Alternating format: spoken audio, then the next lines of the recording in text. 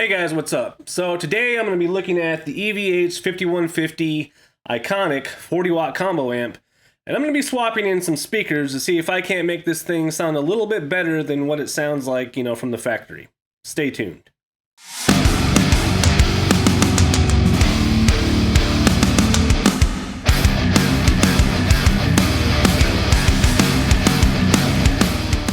So first off, I'm just going to dive straight into the comparisons of the three speakers that I'm looking at today. First up, we have the stock Celestion speaker that comes with this amp. It's only a 40 watt rated speaker. It's supposedly voiced to complement this amp, but to be honest, I didn't think that speaker was really doing justice to what was going on in this amp. So I have two other speakers, both from Eminence, that I think kind of run the gamut of British voicing and American voicing and do it both pretty well. First up, I have the Eminence Man-O-War speaker. That is a British voice speaker. It's a 120 watt rated speaker, and I think it's a fantastic speaker. I'm going to put it in here, see what it sounds like. The other speaker is the Eminence Swamp Thang, and that is an American voice speaker. It is a 150 watts rated speaker, and it also sounds pretty good. But I will tell you right away, they all sound very different from each other. So let's go ahead and just listen to the A/B test that I did, or in this case, an ABC test, and we'll hear the stock speaker, the Man-O-War, and the Swamp Thang all back to back using clean, crunch, red channel high gain, red channel with the burn on. Now, one of the things I need to clarify real quick is I did use an off-axis mic position because the stock speaker on this thing is very harsh and brittle when you mic it dead on. So you're going to be listening to the SM57, but it's going to be at a 45-degree angle to the cone. So let's just listen to those clips, and then we'll come back and we'll talk about it.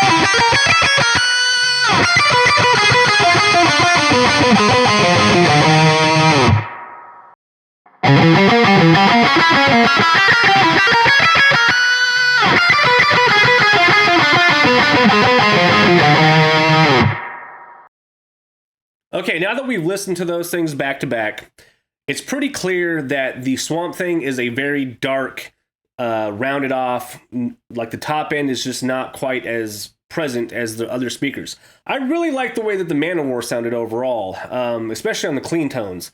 However, when it comes to dialing in high gain tones, I do like the high-end roll-off that Swamp Thing was producing. Now, to be fair, I was using the same mic position on all three speakers. And I'll tell you that when it comes to the three speakers, yes, I might have found the sweet spot for the stock speaker, but I don't think I really found the sweet spot for the Swamp Thing at all. I think I might have actually hit the sweet spot pretty well for the Man-O-War. I've actually decided to keep the Swamp Thing in this amp. And that little bit of forgiveness that I get on the top end to kind of dial in the presence on this amp is much more pleasant to my ears, especially in the room. But I do want to talk about this amp a little bit. It's been out for a while. There's a lot of reviews on YouTube that you can find that go through all the ins and outs of this amp. There are some good things about this amp, and there are some pretty abysmal things about this amp that I think are kind of unfortunate. And so what I have going on here is I have the Lewitt Dynamic 440 microphone. It's basically Lewitt's answer to the SM57. I have it right up on the grill, just a little bit backed off. And I also have the Lewitt 441 condenser mic that has built-in cardioid patterns. And I have the hyper cardioid selected because I want the most directional sound out of it. And I have that kind of backed off about 5 inches from the grill. And I'm hoping having both of those at my disposal, I can kind of go back and forth and you can kind of hear kind of the more full spectrum of what this speaker really does sound like. And I did find a pretty good sweet spot with the Lewitt. Going, straight into the speaker, just right off the cap, right before it meets the cone. Similar to this position here, I'm a little bit more on the cone with this, but I was pretty pleasantly surprised once I found the sweet spots on this speaker, how well it actually does sound mic'd up, especially compared to my A/B test before, where I thought it sounded really dark. Now, that top end roll-off isn't quite as apparent, and it's a really just nice sound, so let's hear some tones. So first up, I'm not going to do any cleans. I think the cleans are good on this amp, through almost any speaker. It sounded really good through the Man-O-War. I think it sounds good through the Swamp Thing. This is more of a high gain channel anyway. You guys are here for the metal stuff. So I'm on the green channel, but I have the Overdrive on. And so we're going to start there.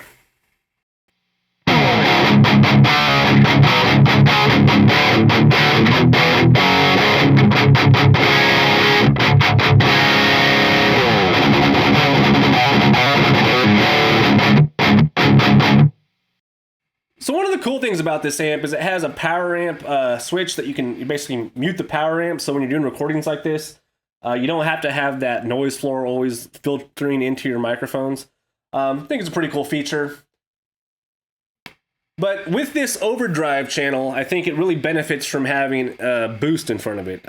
Like any EVH amp that I've played, the blue channel on the Stealth, this Overdrive green channel, a little bit of help up front gives it just that little extra push. And in the recordings that you guys heard back during the comparison, I had that Tempest Boost on for part of it, so let's try that out.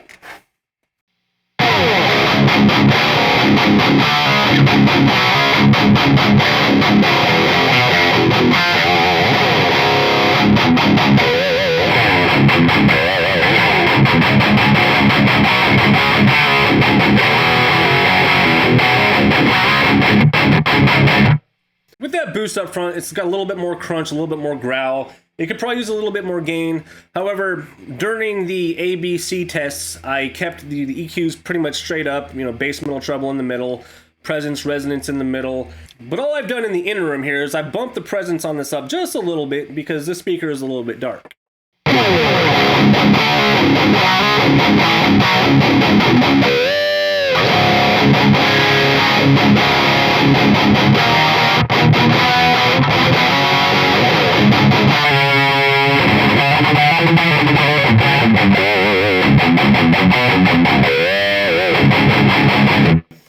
Yeah, with the boost on, a little more crunch, a little more growl, a little more grit.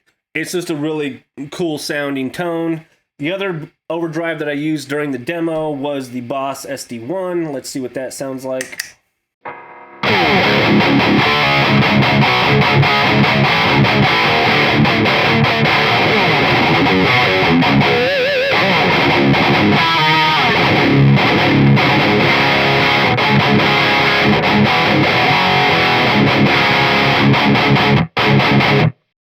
Yeah, there's a reason why the SD1 is always going to be like in my staple of overdrives. It's just the best bang for your buck overdrive that you can use, especially for a boost. So there is a built-in boost on the amp, and it doesn't really do much more to me, to my ears, than just give you a volume bump, which is kind of cool for like solos and stuff. I don't think it's really meant to push the amp anymore. I'm pretty sure it must come after the preamp section on this amp. So, I mean, if I engage it, all you get is a volume bump. It's cool. Probably not something I would necessarily use. So now let's move on to the red channel, because there's a couple more bells and whistles built into the red channel that I think are kind of interesting. Maybe good, maybe not so good. We'll see. Okay, so now I'm on the red channel, the high gain channel, the lead channel, whatever you want to call it. I'm going to say right up front, it's not my favorite sound on this amp. I think the boosted overdrive green channel is the best part of this amp, but I think it has its place probably for certain styles. We'll see.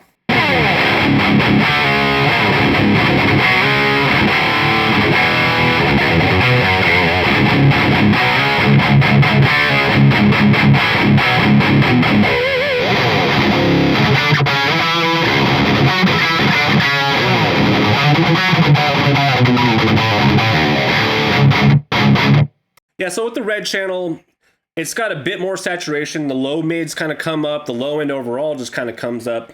And one of the things I really do like about this red channel is that it does have a very throaty attack when you play through it.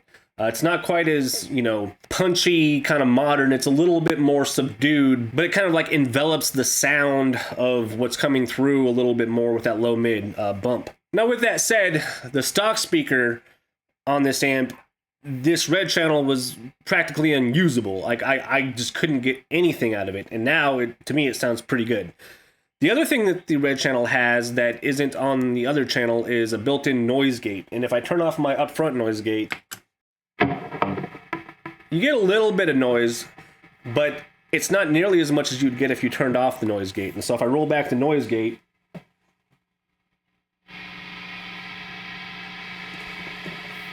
so with the noise gate off, way more noise coming through. If I put up the upfront noise gate, it helps. Like you don't hear the string noise anymore, but you get that like post preamp hiss coming through the speaker without the noise gate on. So it's kind of nice to have that kind of built in. Another thing on the red channel of this amp, which I'm kind of lukewarm on, I'm not sure if I like it or if I don't, is there's a burn button. And what that does is it kind of changes the harmonic content of the red channel and gives you a bit more aggression, in terms of the saturation on the gain. And I haven't decided if I like it or not. I definitely like it better with this speaker in the amp, but overall, I'm not sure. So let me turn that on real quick and we'll hear what that sounds like.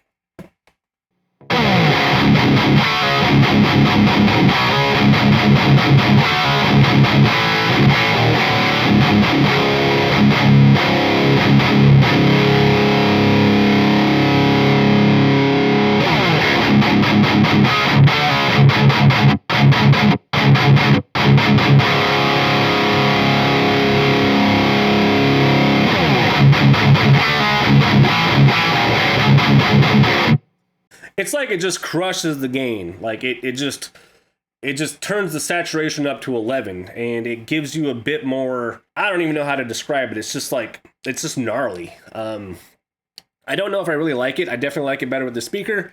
It just might be a little bit too much.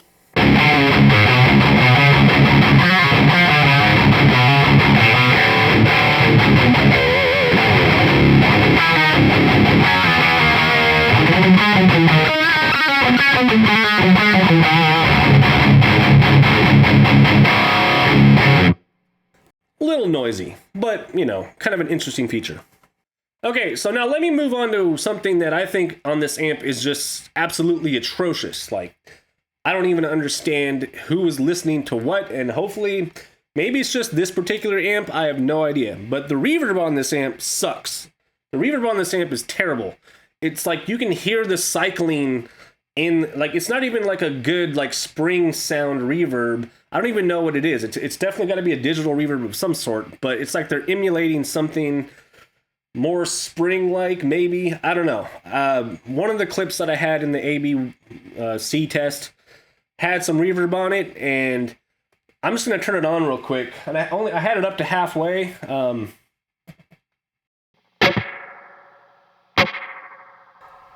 You hear how it kind of sounds like a laser gun?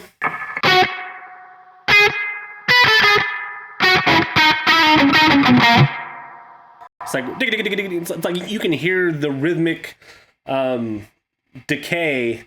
It's not smooth at all, even on clean stuff. I mean, I have the overdrive on, but it doesn't matter. It's...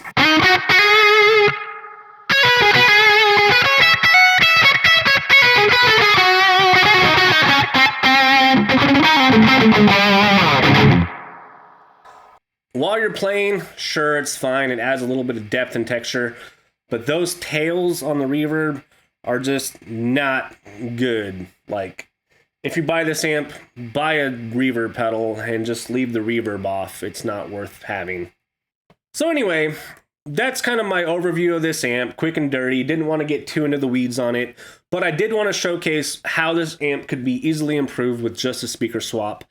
And personally, I like having a little bit more of that headroom between the power amp of the amp and the peak, handling of the speaker. I know Eddie was a big proponent of just driving the hell out of the speakers. He used to drive, 100-watt amps into 25-watt greenbacks all the time, and they sounded fine. They did fine. I'm not a big fan of necessarily having the threshold of the power amp basically meet up with the wattage rating on the speaker, which is what this amp does. It gives you a 40-watt speaker out the gate to run with full 40 watts. It's rare that you're ever going to push an amp to a volume level where you use all the wattage. However, I like the option of being able to do so. And so having a speaker that can handle it, you can get this a little bit louder without it completely destroying some of the clarity and some of the more modern tonal features that people kind of enjoy. So you don't have to go quite as heavy-handed as a 120 or 150 watt speaker, but I would recommend at least something in like the 70 watt range for this amp to really give you like the full ability to push the amp a little bit more. I think a Celestion Creamback would be great in this amp. I think something like even one of those Eminence hemp backs would be good. Even a DV77, if you really want like just a super metally like tone. I have a DV77 over here, and I think putting that in this amp would be fantastic. Even a Vintage 30. Vintage 30 is their 60 watts. Put it, try it out. Just get rid of the stock speaker. It's kind of brittle. It's thin. It doesn't really do much for the tone of the amp, I don't think. I think it's way more improved with something else. So that's my spiel for today. So hopefully you got something out of it. Anyway, later.